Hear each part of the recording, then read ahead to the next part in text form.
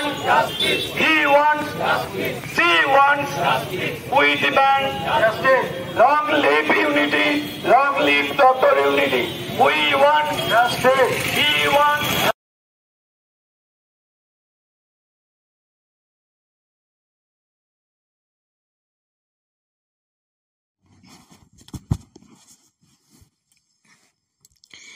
আরজি করের নৃশংস ঘটনার প্রতিবাদে এবং নিজেদের নিরাপত্তার দাবিতে গত কয়েকদিন ধরে রাজ্যের বিভিন্ন হাসপাতালে জুনিয়র ডাক্তারের অবস্থান বিক্ষোভে সামিল হয়েছে।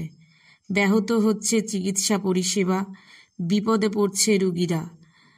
এই পরিস্থিতিতে একটি বহুজাতিক সংস্থার পূর্বাঞ্চলীয় শাখার বাণিজ্যিক বিভাগের প্রধান দেবাশিস দাস আক্ষেপ প্রকাশ করে বললেন, যে ডাক্তারদের যে কর্মবিরতি এ নিয়ে কী বলবেন? আরজি করে ঘটনাটা খুবই ভিন্নজনক এবং এটা প্রত্যেকটা মানুষ থেকে আরম্ভ করে পৃথিবীর সবাই চাইছে যে এটার উপর কঠোর শাস্তি হোক এবং সাধারণ মানুষও চাইছে এটার উপর দৃষ্টান্তমূলক শাস্তি হোক এবং এই শাস্তি এমন হোক যাতে নেক্সট কোনো জেনারেশন বা কেউ যেন এরকম অপরাধমূলক কাজ করতে না পারে। কিন্তু তার পাশাপাশি আমি এটাও বলতে চাই, ডাক্তারদের কাছে আমার বিনীত নিবেদন, আপনারা দয়া করে অন্তত ওপিডি সার্ভিস বন্ধ রাখবেন না।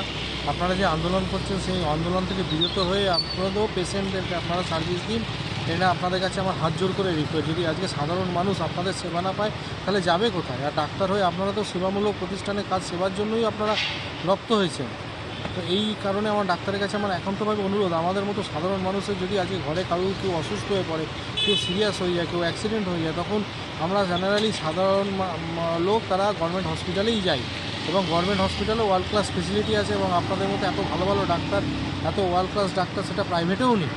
এবং সেই ক্ষেত্রে যদি আমাদের ফ্যামিলির আজকে যদি একটা কিছু ঘটনা ঘটে যায় বা আমরা গিয়ে যদি সেখানে ঠিকমতোভাবে আপনারা বলছেন যে না ঠিক আছে আমাদের ওপিডি চালু আছে, এবং ওপিডি চালু আছে মানে কি ওপিডিটা সেইভাবে চালু হয়েছে বা কোনো জায়গায় আপনাদের ইনডোরেও যেখানে সার্ভিস দিচ্ছেন বা আমরা অলরেডি দেখছি বা শুনছি যে ইনডোরেও সার্ভিস মানুষ পাচ্ছে কিন্তু সেরকমভাবে পাচ্ছে না, যে সার্ভিসটা পাওয়ার কথা সেরকমভাবে পাচ্ছে না। ওই জন্য ডাক্তারের কাছে আমাদের একান্ত অনুরোধ যে আপনারা অন্তত পেশেন্টদেরকে সেবা দিন। ঠিক আছে, আন্দোলন আপনারা করছেন, আন্দোলনটা কেন এমন একটা জায়গায় পরিস্থিতির মধ্যে তৈরি হয়ে না যায় সেই আন্দোলন সাধারণ মানুষের ক্ষেত্রে এফেক্ট করে। এই সাধারণ মানুষ আমরা যাবো কোথায়? এবং এর ফলে কী হচ্ছে, আজকে দিনের পর দিন কত মানুষ বিনা চিকিৎসায় অন্য প্রাইভেট হসপিটালে চলে যেতে হচ্ছে। প্রাইভেট হসপিটালে তাদের মানে অত টাকা দিয়ে ট্রিটমেন্ট করানো তাদের পক্ষে সম্ভব নয়। তো এই জিনিসটা আপনারা দেখবেন না। এবার সত্যি কথা বলতে কি, এই আন্দোলনে এবং ঘটনা আস্তে আস্তে ঘটতে ঘটতে এমন জায়গায় চলে গেছে, এটা একটা রাজনৈতিক ইস্যুর মধ্যে চলে গেছে এবং রাজনৈতিক ইস্যুর মধ্যে চলে যাওয়াতে এতে আরও কী হচ্ছে, আরও জায়গাটা ক্রমশ নষ্ট হচ্ছে, পুরো সিস্টেমটা নষ্ট হয়ে যাচ্ছে। আপনাদের কাছে আমার একান্ত অনুরোধ যে এই জায়গাটা আপনারা করবেন না। সরকারও যথেষ্ট পরিমাণে সচেষ্ট, রাজ্য সরকার কেন্দ্রীয় সরকার দুজনেই এরা যথেষ্ট পরিমাণে সচেষ্ট এবং তারা যত সম্ভব চেষ্টা করছে যে কীভাবে এটাকে তাড়াতাড়ি করে এর জাস্টিস দেওয়া যায় এবং প্রত্যেকটা মানুষই জাস্টিস চাইছে। এবার জাস্টিস মানে এটা নয় যে আপনারা ধরুন রাস্তায় আন্দোলন করছেন, রাস্তাঘাটে আন্দোলন করছেন, সব কিছু করছেন এবং সেইটা ক্রমশ স্কুলিংও হচ্ছে রাজনৈতিক দিকে। এবার রাজনৈতিক দিকে স্কুলিংও হতে হতে এই জায়গাটা যখন হচ্ছে তখন আন্দোলনের পরিপ্রেক্ষিতে আরও বেড়ে বেড়ে গিয়ে ক্ষতি কাদের হচ্ছে? সাধারণ মানুষের ক্ষতি হচ্ছে। আমি রাজনৈতিক ব্যক্তিদের কাছেও আমার একান্তভাবে অনুরোধ, এই সাধারণ মানুষ যারা ট্রিটমেন্ট আজকে পাচ্ছে না তারাও কিন্তু আপনাদেরকে ভোট দিয়েছে, তারা কেউ না কেউ একজন আপনাদেরকে ভোট দিয়েছে, বা যারা নাট্য ব্যক্তিত্ব আছে বা যারা সিনেমা আর্টিস্ট আছে তারাও যখন রাস্তায় নামছে তাদেরও এটা বোঝা উচিত যে তাদেরও সাধারণ মানুষের দিকে তাকানো উচিত যে সাধারণ মানুষ আজকে ট্রিটমেন্ট পাচ্ছে না তারা কোথায় যাবে। কেননা প্রত্যেকটা নাট্য ব্যক্তিত্ব বা প্রত্যেকটা সিনেমা আর্টিস্ট তাদের সিনেমা বলুন তাদের নাটক যেটা তারা করছেন যারাও কিন্তু সাধারণ মানুষ দেখে। আপনার মতো সাধারণ মানুষ আমরা কিন্তু আপনাদের সিনেমা দেখছি বা আপনাদেরকে আমরা সাপোর্ট করছি, আপনাদের সিনেমা দেখছি, আপনাদের সিনেমার প্রশংসা করছি।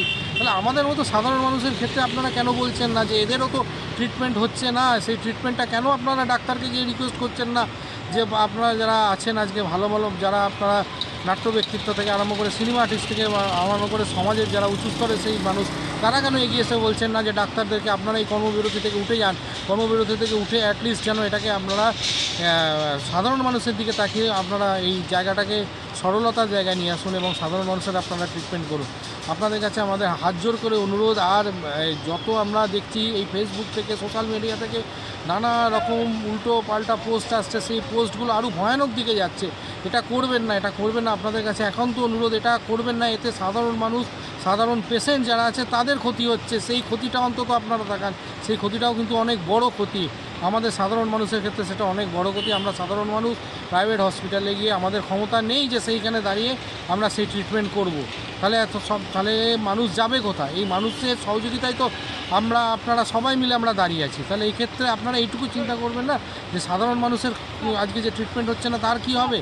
এটাই আমাদের কাছে একান্তভাবে অনুরোধ। এবং ডাক্তারদের কাছে, senior doctor, most of senior doctor, professor, প্রত্যেকের কাছে আমাদের একান্তভাবে অনুরোধ যে আপনারা আমাদের মুখ থেকে চাকিয়ে এবং সাধারণ মানুষের দিকে তাকিয়ে অন্তত ট্রিটমেন্টটা আপনারা ফুল ফ্লেজে চালু করুন।